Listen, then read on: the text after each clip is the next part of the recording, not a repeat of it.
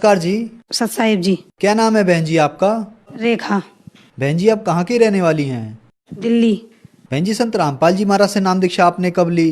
2016 31 मई। बहन जी संत रामपाल जी महाराज से नाम दीक्षा लेने से पहले क्या आप कोई भक्ति साधना भी करती थी? हम हिंदू समाज से बिलोंग करते हैं, तो हम पहले सभी देवताओं की भक्ति करते थे। ये सोचते थे कि ब्रह्मा विष्णु सबकी भक्ति करते हैं, इन्हीं का सब लाभ है, बाकी कोई लाभ ही हानि या कुछ ऐसा जानते ही नहीं थे। बहन जी फिर संत रामपाल जी महाराज की शरण में आप कैसे आई? संत रामपाल जी महाराज की शरण में अपने भाई के माध्यम से आई मैं। मेरे भाई काफ़ी समय से जुड़े हुए हैं संत रामपाल जी महाराज जी से। उन्होंने मुझे ज्ञान गंगा पुस्तक दी। ज्ञान गंगा मैंने पढ़ी, पुस्तक काफ़ी साल रखी रही मेरे घर में। 2012 में मैं जब मैंने पढ़ी, तबीयत खराब हुई मेरी, मैंने बोली मेरे भाई ने बुक दी है, देखती हूँ उसमें क्या लिखा है। ऐसा मैंने ज्ञान गंगा पुस्तक पढ़ी, उसमें देखा कि सृष्टि रचना के बारे में पढ़ा, मैंने ब्रह्मा विष्णु महेश के बारे में पढ़ा, शेरावाली माता के पति बताया है, उसके बारे में पढ़ा मैंने। उसके बाद संत रामपाल जी महाराज की दीक्षा 2016 में ली है। बहन जी संत रामपाल जी महाराज से नाम दीक्षा लेने के बाद श्रद्धालु को बहुत सारे लाभ प्राप्त होते हैं, चाहे वो आर्थिक हो, भौतिक हो, मानसिक हो या शारीरिक हो। तो क्या संत रामपाल जी महाराज से नाम दीक्षा लेने के बाद आपको भी कुछ ऐसे लाभ प्राप्त हुए? हाँ जी सर जी, मेरे को लाभ हुए हैं। मैं कहीं पे भी सफर नहीं कर सकती थी बिल्कुल भी, जैसे ससुराल आना या कहीं और जाना, रिश्तेदारियों में जाते हैं, शादी पार्टियों में जाते हैं, कहीं दूर की पड़ जाती है तो बसों में कोई सफ़र नहीं कर सकती थी मैं बिल्कुल भी। मेरे को उल्टी होती थी बहुत ज़्यादा, उल्टी करते करते मेरी तबीयत खराब हो जाती थी, तो मुझे ऐसे मरीजों की तरह मतलब उठाया के लिया जाता था, ऐसी हालत हो जाती थी मैं तो बहुत बुरी थी यहाँ से। फिर मैं संत रामपाल जी महाराज की शरण में आई हूँ, जब से ना कोई उल्टी होती है, ना कोई सर दर्द होता, कुछ भी नहीं होता। मैंने संत रामपाल जी महाराज जी से प्रार्थना की थी कि अगर आप परमात्मा हो, अच्छे सच्चे परमात्मा है, भगवान आए हुए हैं सृष्टि पर, तो आपको जब भी मानूंगी मैं जब आप मेरी ये उल्टी बंद कर दें और सर में दर्द, चक्कर, और मैं खाना खा भी नहीं सकती, ना बोल सकती किसी से सफ़र में। तो अब ऐसा है, अब मैं जाती हूँ कहीं पे भी घूमने तो बस मैं बोलती हूँ, खाना भी खाती हूँ, ना कुछ उल्टी वगैरह कुछ भी नहीं होता मेरे को। और लाभ हुए, मैं तबीयत ख़राब हो गई थी मेरी बहुत ज़्यादा, उल्टी दस्त लग गई थी मेरे को, तो मैं डॉक्टर शाम के टाइम 11 बज गए थे रात, सबको देख देख डॉक्टर घर पे भी आए, काफ़ी उन्होंने दवाई दूरी करी मेरी, नहीं ठीक हुआ, मेरे को कुछ भी फ़ायदा नहीं पड़ा। मुझे हॉस्पिटल में भर्ती किया, दिल्ली में मावी हॉस्पिटल है, उसमें मुझे भर्ती किया। रात को 11 बजे किया, दूसरे दिन 11 बज गए, कोई फ़ायदा नहीं हुआ मेरे को। उसके बाद फिर मेरे हस्बैंड और मेरे देवर बोले कि ये तो फ़ायदा ही नहीं हो रहा है यहाँ पर। फिर मेरे जो आस पड़ोस के मुझे देखने आए, फिर बोले कि यहाँ फ़ायदा, यहाँ ठीक ही नहीं हो रही है, तो यहाँ क्यों डर रखा है आपने। फिर उसके मुझे घर पे ले गए सारे जने कि यहाँ फ़ायदा नहीं है तो हम दूसरे हॉस्पिटल में भर्ती कराएंगे। लेकिन हमने संत रामपाल जी महाराज जी से अरदास करी, फ़ोन मिलाया, फ़ोन नंबर आते हैं नीचे, टीवी पे जब सत्संग देखते हैं तो नीचे येलो कलर की पट्टी आती है ना, उस पर नंबर आते हैं, तो उस पर हमने अरदास लगाई कि ऐसे ऐसे संत रामपाल जी महाराज जी, हमारी मिसेज की तबीयत ख़राब हो गई है ज़्यादा और ठीक नहीं है बिल्कुल, उल्टी और दस्त बंद नहीं हो रहे हैं। जब उन्होंने कहा था कि भक्ति कीजिए और सब ठीक हो जाएगा, उसी समय से बिल्कुल लाभ हो गया मुझे, ना कोई उल्टी ना दस्त, बिल्कुल भी नहीं।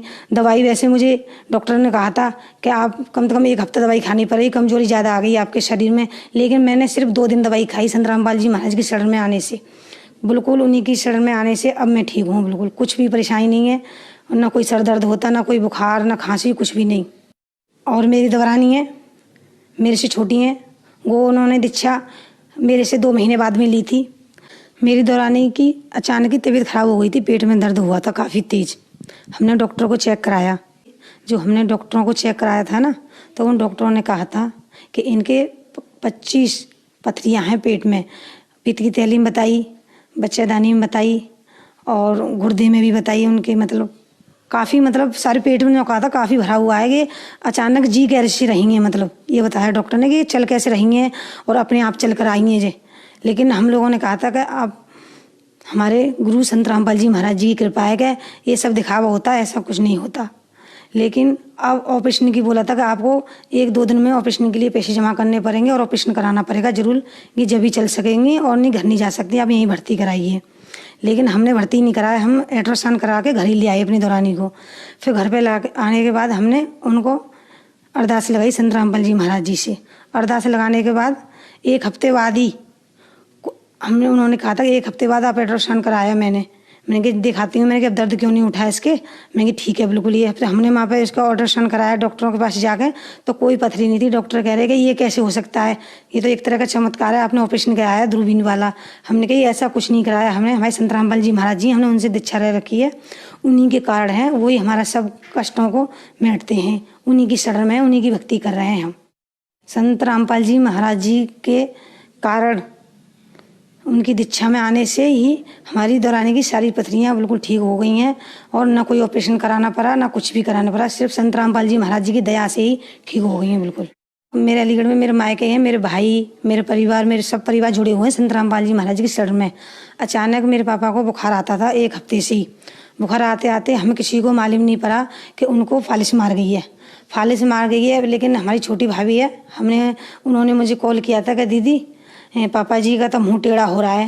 मैंने कहा ऐसे कैसे हो सकता है, दीदी देखो आप आके देखना, और मुंह टेढ़ा हो रहा है काफ़ी ज़्यादा। हमने देखा, मैं गई सुबह मॉर्निंग में, ट्रेन से गई थी, जब देखा मैंने जाके वहाँ पे, तो पापा जी का मुंह टेढ़ा हो रहा था, और सर में देखा मेरा हाथ अचानक ही लग गया, तो सर ऐसा पिलपिला रहा जैसे आम कोई पिलपिला जाता है, ऐसे पिलपिला रहा। फिर हमने अलीगढ़ मलखान हॉस्पिटल है, वहाँ पर चेक कराया अपने पापा जी का सर, तो वहाँ पर उस डॉक्टरों ने कहा था सड़ चुका था पूरा सर मेरे पापा जी का, और आधे शरीर को लफो मार गया था।